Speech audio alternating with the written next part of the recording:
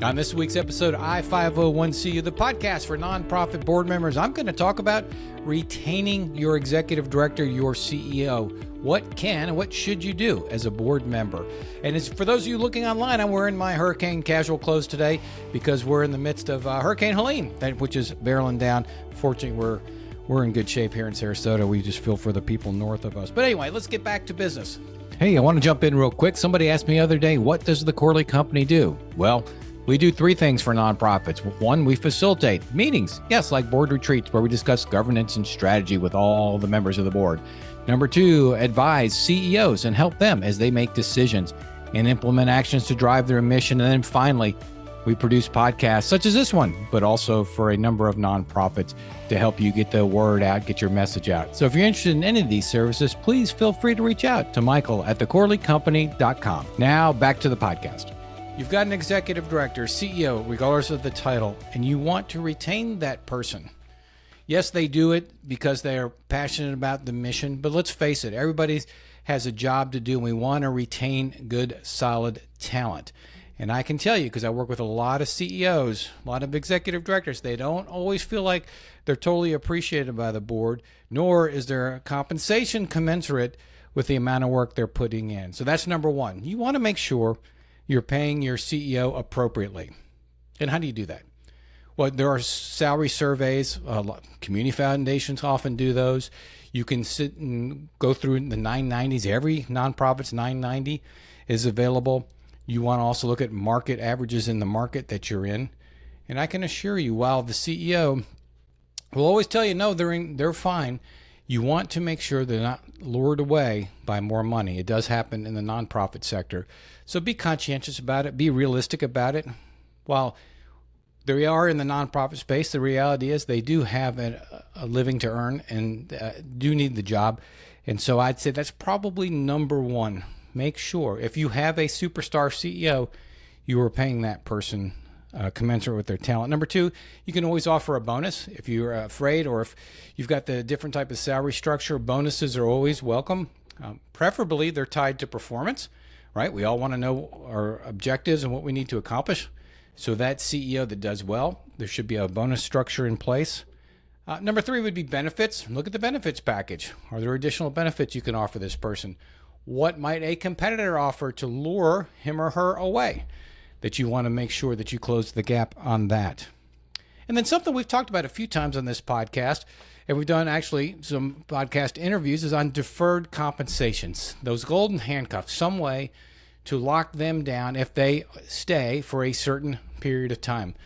And there are any number of opportunities for deferred compensation. It's not really big in the nonprofit space, which is unfortunate. But in reality, if you want to lock down your CEO for a 5, 10, 15-year period, or whatever the case may be, you really ought to consider some type of deferred compensation. That's incentive to stay.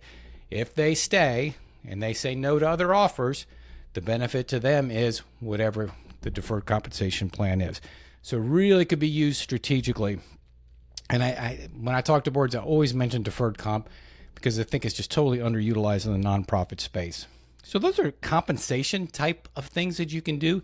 You just want to make sure your CEO isn't being paid at the 50 percentile, because I can tell you that somebody's going to steal them at that, even 75. If you got a superstar executive director, and let's face it, not everyone is a superstar, but those that you really want to retain, give some thought to what the opportunity cost is if they leave, and now you need to find that replacement. It's tremendous. So let's talk about non-financial incentives to keep CEOs, the good ones, the good executive directors. Professional development. Give them the opportunity for professional development, whether it's joining associations, whether it's going to specific conferences, whatever the case may be. Exceptional CEOs crave ongoing personal development opportunities, and that's something you could easily provide for them. Number two, board support. That's right, board support. Just letting that CEO know that the board has his or her back, that the board is going to support that person on the outside. You can always struggle on the inside, have those conversations at the board level, and you should have some grappling at that, some strategy and some operational things. But on the outside, you want that CEO to know the board has his or her back, because if somebody comes a knocking, you hope they don't come knocking when something has happened where that person's felt like they've been cut off at the knees. And keep those lines of communication open. That's the board chair's, primarily the board chair's responsibility, but there should be no surprises for that CEO, that executive director. And maybe the last one, I'm sure there are others, is feedback, performance evaluation, feedback, and coaching. As I alluded to a minute ago on professional development, good CEOs want to know if they're doing a good job, how they can do better. They want a performance evaluation. We've actually talked about this before. I cannot tell you how many organizations I work with that don't have a formal process for evaluating the CEO and giving him or her feedback on ways they can improve. That alone would endear themselves to that CEO. So I would encourage board chairs, especially board members, do an annual evaluation of your CEO. Give him or her legitimate feedback and coaching, not all fives on a scale of 1 to 5. How can they really improve? What skill set? And even give them coaching. Hire a coach, executive advisor. If you're not exactly sure how to develop that person, that's what an executive coach does. So there's some insight, some of my thoughts on retaining a good CEO. In this day and age, when talent is so hard to find, when finding new people is so challenging and difficult, a number of organizations going through searches and the challenge it is, you want to do everything you can proactively, preemptively, to retain your executive director. I can assure you, if he or she's good, somebody is knocking on their door, asking them to consider another opportunity. And many times they're lured away with more money, and that incremental cost, that the more money really is what you will end up paying to hire a recruiter to find your next executive director. So my thoughts on retaining your executive director, I look forward to seeing everybody next week, or I should say, I will 501 see you next week.